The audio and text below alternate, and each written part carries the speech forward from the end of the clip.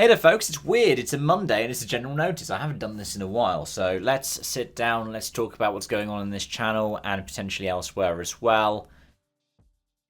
Let's get into it.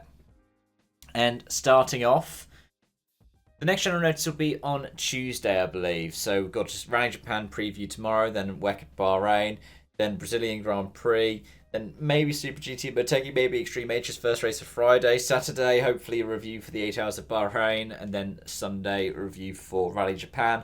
Monday, a review for the Brazilian Grand Prix. That's what I'm hoping. Potentially something will be coming up in the next few days for CSRE as well. I think Rennsport's release is on the horizon. So I'm getting my days a little bit confused at the moment, so I might be getting that all wrong. But either way, that one's over at CSRA. It's just past 200 subscribers. I'm loving seeing all of the support I'm getting there. Lots and lots of new faces popping up over there as well. Yeah, it's nice to do stuff over there. It's also nice to have this one where I'm just being me and just down. It was nice to see how many people came in to have a look at my last couple of videos as well. So when I had a look at the studio the other night, uploading the NASCAR stuff, it's nice to see people have been going in and looking at the NASCAR preview and review. Actually, those have been my two most viewed in recent weeks. So I appreciate that, folks. I really do. Anyways, let's get on to the articles. Because apparently, Tänak might leave the WRC at the end of next year. Yeah, from Dirtfish, Tänak had said, I think at the time of the year, the gossip's always in place the same this year. I mean, I always have lots of passion to win. Meanwhile, Abiteboul said, I think last year was a missed opportunity. He's not probably quite ready for the team this year. The car was not quite ready for him. Usually in year 3, that's where you expect you get the yield on the investment. But at the end of the day, he needs to want it as much as we want it. I know there's been rumours, people were like, why doesn't Tänak go back to Toyota? I don't think he really has an interest in that. I think he'd be more likely to walk away from the sport entirely, which would be a shame. But at the end of the day, these drivers need to do what they're going to do and look out for themselves. It's highly commendable that Carlo from Perez like, hey, I'm 25. I'd quite like to have a go at the single-seater thing.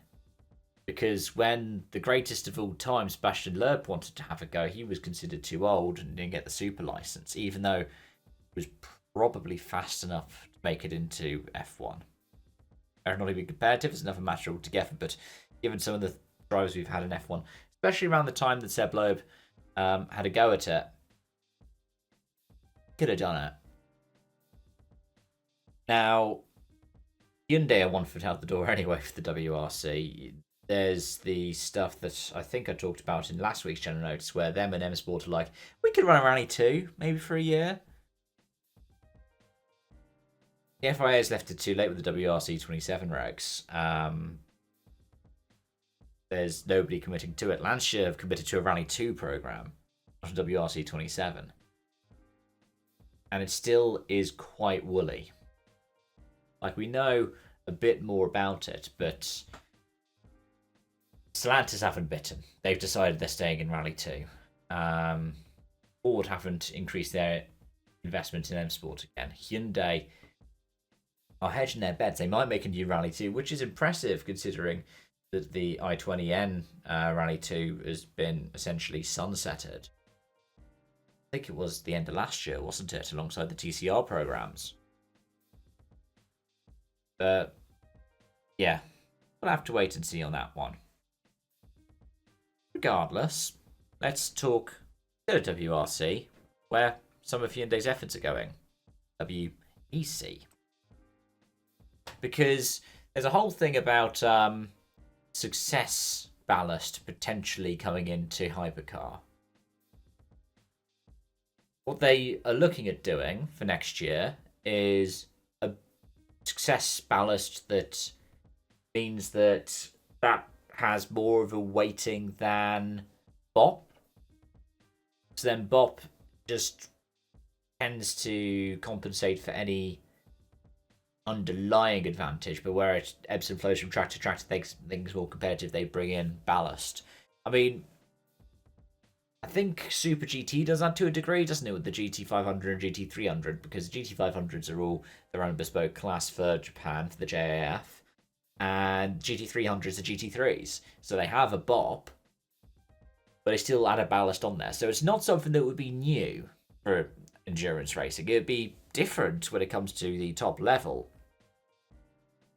But BoP has been weird this year in WEC.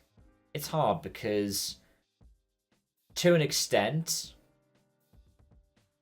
it depends on what happens week in, week out. And BoP is always destined to have some kind of imbalance.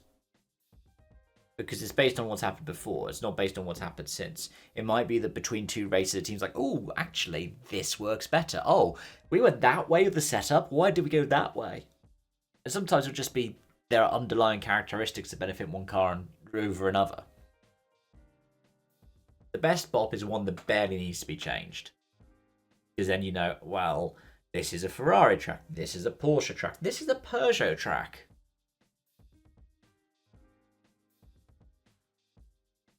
But I don't know. Well, it's nice just to be sitting here and commenting on this stuff rather than having to actually understand the nuances of it. I've got lots of friends who are in motorsports engineering. Don't envy any of them. I don't envy the journalists that have to talk about it or the people at the FIA who made the regs. But speaking of the FIA is being sued. Supposedly, Laura Villars, the Swiss driver, I think she did some F4 bits and pieces, regional F4, is suing the FIA over their democratic standards. Those of you who haven't been following, for the FIA election, your slate needs to include people who are representatives of every continent on the planet. And Mohammed Ben Sulayem got a bit lucky this year in that only one South American authority had somebody they could nominate.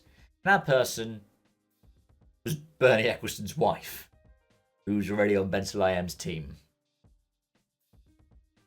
So, yeah.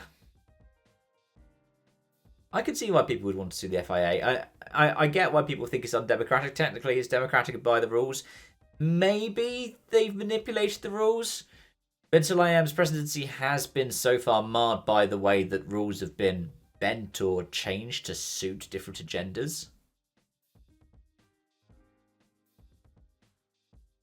It's really tough, though.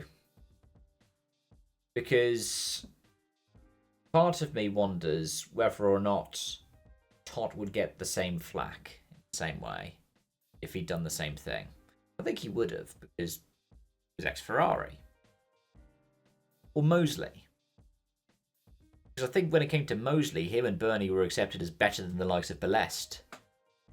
And as a result, it was expected they were going to be a bit dodgy at times, but yeah, I don't think anyone really expected Ben Sulayem to have this kind of thing, especially considering, you know, his first weekend in the job was the 2021 Abu Dhabi Grand Prix. I think we wanted to cut him some slack, and then he just seems to be a lot more obsessed with getting himself front and centre when compared to Todt. Like the President's Medal at the F1 races, him being at the F1 races, shaking everybody's hands. You'd see Todt in the paddock, but Todt would also rock up in other places. Ben Sulayem, he's rocked up in a few places elsewhere.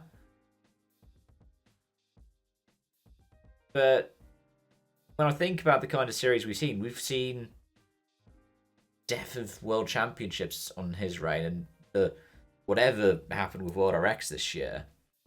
We've seen this Extreme H World Cup, which was just the one event.